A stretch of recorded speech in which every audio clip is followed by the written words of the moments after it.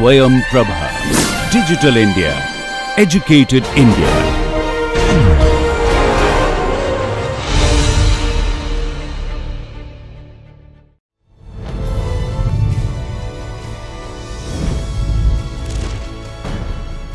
Yogah karmasu kaushalam.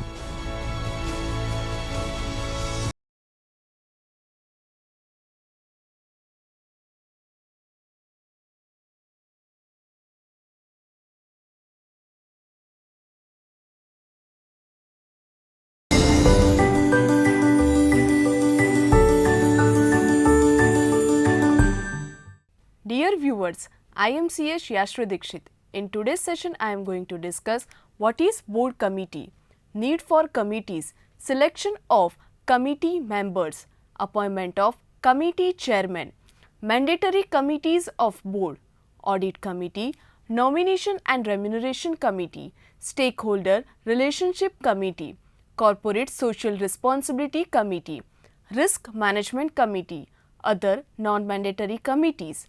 So viewers, by the end of this session, you would be able to understand number first, to understand the concept of board committees. Number second, to explain the concept of committee management. Number third, to know about mandatory committees of board. Now, let's discuss what is board committee. A board committee is a small working group identified by the board consisting of board members for the purpose of supporting the board's work. Committees are generally formed to perform some expertise work. Members of the committee are expected to have expert knowledge in the specified field. Committees are usually formed for improving board effectiveness and efficiency in areas where more focus, specialized and technical discussion are required. These committees prepare the groundwork for decision making and report at the subsequent board meeting. Committees enable better management of full board's time and allow in-depth analysis and focus attention.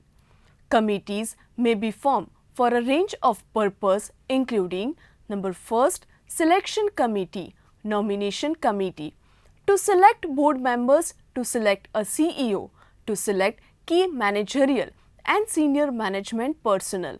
Number second, board development or governance committee, in which to look after, administer, support board members and committee members and other executive positions. Number third, investment committee, in which for advising to the board for investments. Number four, risk management committee, in which to report to the board about possible risk factors and to suggest action point for risk mitigation. Next, safety, health and environment committee, in which to take care of the safety measures, preventions and effective disposal of the hazardous materials during the course of manufacturing and taking of care of sustainability development. Next, committee of inquiry, to inquire into particular questions including disciplinary and technical etc. Next, finance or budget committees, in which to be responsible for financial reporting and organizing audits etc. Next, marketing and public relations committees, in which to identify new markets, build relationship with media and public etc. Now, we will discuss need for committees. With the increasing business problems and time commitment of board members, forming committees has become important for organization of any significant size. The Companies Act 2013 have provided a very strict regulatory framework to emphasize that effectiveness of board committees as key to an effective board. Committees keep the number of participants manageable. In larger groups, either many people do not get to speak or discussion gets quite lengthy. Committees can be set up for a specific purpose or to deal with general issues such as development. They can be established on a short-term or temporary basis or they can be formed as a permanent body for ongoing work. Committees thus have an important role. Number first, to strengthen the governance arrangements of the company and support the board in the achievement of the strategic objectives of the company. Next, to strengthen the role of the board in strategic decision making and support the role of non-executive directors in challenging executive management actions. Next, to maximize the value of the input from non-executive directors given their limited time commitment. Next, to support the board in fulfilling its role given the nature and magnitude of the agendas. Now, we will discuss committee management. Committees functions in accordance with the terms of reference established by the board. Committees may be standing committees that meet regularly or ad hoc committees that cease when the activities are completed. Standing committees should be included in the articles or bylaws. Committees recommend policy for approval by the entire board. Committees make full use of board members' expertise, time and commitment and ensure diversity of opinions on the board. They do not replace responsibility of each board member. They operate at the board level and not the staff level. Minutes should be recorded for all committee meetings and final minutes are required to be placed before the board. Now we will discuss selection of committee members. Specific committee members may be appointed by either the board or the committee chairman. Area of knowledge and expertise and time commitment of the board members should be considered as a criteria for the selection on any specific committee. Every effort should be made to match the needs and requirements of the committee and the skills, knowledge and interest of prospective committee members. It is very important that members have a clear view of the committee's goal and the chairman should have the skills to utilize the committee members' knowledge exponentially well to achieve those goals. Now we will discuss appointment of committee chairman.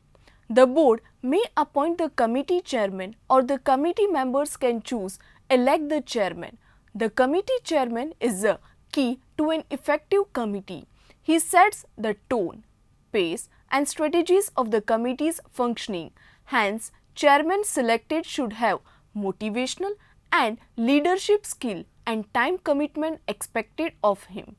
In seeking an effective chairman, most important things are knowledge and experience relevant to the work of the committee, proven leadership and behavior skill that will be essential if the committee is to work effectively. The committee chairman will be responsible for preparing agendas for the meetings, assigning responsibility to committee members and doing some of the follow-up to make sure that the assigned work is being done by members. Now we will discuss mandatory committees of board. Under the Companies Act 2013 for prescribed class of companies, number first, Audit Committee. Number second, Nomination and Remuneration Committee. Number third, Stakeholders Relationship Committee. Number four, Corporate Social Responsibility Committee. Now we will discuss first type of committee, that is Audit Committee. Audit Committee is one of the main pillars of the corporate governance mechanism in any company. The committee is charged with the principal supervision of financial reporting and disclosure and aims to enhance the confidence in the integrity of the company's financial reporting, the internal control processes and procedures and the risk management systems. Constitution under Companies Act 2013 of Audit Committee. The Board of Directors or following companies are required to constitute an audit committee of the board. Number first, all public listed companies. Number second, all public companies with a paid up capital of 10 crore rupees or more. Number third, all public companies having turnover of 100 crore rupees or more. Number four, all public companies having in aggregate outstanding loans or borrowings or debentures or deposits exceeding 50 crore rupees or more. The paid up share capital or turnover or outstanding loans or borrowing or debentures or deposits as the case may be as existing on the date of last audited financial statements shall be taken into account for the purpose of this rule.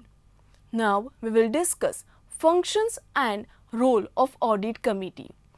Every audit committee shall act in accordance with the terms of reference specified in writing by the board.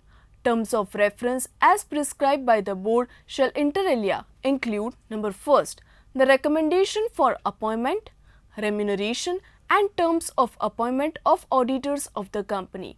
Number second, review and monitor the auditor's independence and performance and effectiveness of audit process. Number third, examination of the financial statement and the auditor's report thereon. Number four, approval or any subsequent modification of transactions of the company with related parties. Now we will discuss powers of audit committee. Number first power, the audit committee has a power to call for the comments of the auditors about internal control systems, the scope of audit including the observation of the auditors and review of financial statement before their submission to the board. Number second, the audit committee shall have authority to investigate into any matter in relation to the items specified in terms of reference or referred to it by the board, and for this purpose the committee has power to obtain professional advice from external sources. Number third, the auditors of a company and the key managerial personnel shall have a right to be heard in the meetings of the audit committee when it considers the auditor's report but shall not have the right to vote. Next, number of meetings and quorum of audit committee. SEBI listing regulation 2015 provides for the minimum number of meetings and quorum of audit committee, in which number first, the audit committee of a listed entity shall meet at least 4 times in a year and not more than 120 days shall elapse between 2 meetings. Next, the quorum for audit committee meeting shall either be number first, 2 members or 1/3 of the members of the audit committee, whichever is greater, with at least 2 independent directors. The requirement of minimum 2 independent directors in the meeting of audit committee is new provision which must be complied by all the listed entities. Now we will discuss second type of committee is nomination and remuneration committee. Under the Companies Act 2013, the board of directors of following class of companies is required to constitute a nomination and remuneration committee of the board. Number first, every listed public companies. Number second, all public companies with a paid up capital of 10 crore rupees or more. Number third, all public companies having turnover of 100 crore rupees or more. Number 4, all public companies having an aggregate outstanding loans or borrowings or debentures or deposits exceeding 50 crore rupees or more. Now we will discuss composition of nomination and remuneration committee. The nomination and remuneration committee shall consist of 3 or more non-executive directors, out of which not less than 1/2 shall be independent directors, provided that the chairperson of the company, whether executive or non-executive, may be appointed as a member of the nomination and remuneration committee, but shall not chair such committee. Now we will discuss functions of nomination and remuneration committee. Nomination and remuneration committee shall perform following functions. Number first, identify persons who are qualified to become directors and who may be appointed in senior management in accordance with the criteria laid down, recommend to the board their appointment and removal, and shall specify the manner for effective evaluation of performance of board, its committees and individual directors. Number second, develop the criteria for determining qualifications, positive qualities and independence of director, and recommend to the board a policy relating to the remuneration for the directors, key managerial personnel and other employees. Now we will discuss third type of committee, that is Stakeholders Relationship Committee, in which we discuss composition of Stakeholders Relationship Committee. The board of directors of a company which consists of more than 1000 shareholders, debenture holders, deposit holders and any other security holders at any time during a financial year shall constitute a Stakeholders Relationship Committee consisting of a chairperson who shall be a non-executive director and such other members as may be decided by the board. Now we will discuss role of Stakeholders Relationship Committee. The role of the Stakeholders Relationship Committee shall be to consider and resolve the grievances of the security holders of the listed entity, including complaints related to transfer of shares, non-receipt of annual report and non-receipt of declared dividends. Now we will discuss fourth type of committee, that is Corporate Social Responsibility Committee. Every company which fulfills any of the following criteria during the immediate preceding financial year shall constitute a CSR committee. Number first, companies having net worth of rupees 500 crore or more. Number second, companies having turnover of rupees 1000 crore or more. Number third, companies having a net profit of rupees 5 crore or more. Now we will discuss composition of CSR committee. The CSR committee shall consist of 3 or more directors. At least one director shall be an independent director. The composition of the CSR committee shall be disclosed in the board's report. Now we will discuss functions of CSR committee. In accordance with section 135, the functions of the CSR committee includes: number first, formulating and recommending to the board a CSR policy which shall indicate the activities to be undertaken by the company as specified in Schedule 5. Number second, recommending the amount of expenditure to be incurred on the CSR activities. Number third, monitoring the corporate social responsibility policy of the company from time to time. Number four, further the rules provided that the CSR committee shall institute a transparent monitoring mechanism for implementation of the CSR projects or programs or activities undertaken by the company. Now we will discuss another type of committee is Risk Management Committee. Regulation 21 of the SEBI allowed year 2015 deals with the Risk Management Committee and provides as under. Number first, the Board of Directors shall constitute a Risk Management Committee. The majority of members of Risk Management Committee shall consist of members of the Board of Directors. Next, the chairperson of the Risk Management Committee shall be a member of the Board of Directors, and senior executives of the listed entity may be members of the committee. Next, the Risk Management Committee shall meet at least once in a year. Next, the Board of Directors shall define the role and responsibility of the Risk Management Committee and may delegate monitoring and reviewing of the risk management plan to the committee and such other functions as it may deem fit. Next, the provisions of this regulation shall be applicable to top 500 listed entities determined on the basis of market capitalization as at the end of the immediate previous financial year. Next, other committees, non-mandatory committees of board. Number first, Corporate Governance Committee. The Corporate Governance Committee is responsible for considering and making recommendations to the board concerning the appropriate size, functions and needs of the board. Typically, the committee may be responsible for considering matters relating to corporate governance, including the composition of board, appointment of new directors, review of strategic human resource decisions, succession planning for the chairman and other key board and executive positions, performance evaluation of the board and its committees and individual directors.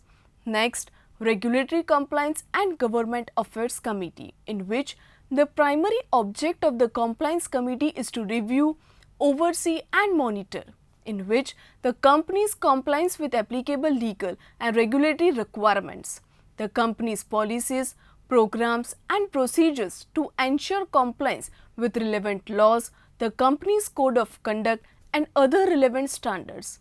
Next, the company's efforts to implement legal obligations arising from settlement agreements and other similar documents, and perform any other duties as are directed by the Board of Directors of the company. Next committee is Science, Technology and Sustainability Committee. Science, Technology and Sustainability Committee may be constituted to monitor and review the overall strategy, direction and effectiveness of the company's research and development. Next, serve as a resource and provide input as needed regarding the scientific and technological aspects of product safety matters. Next, review the company's policies, programs and practices on environment, health, safety and sustainability.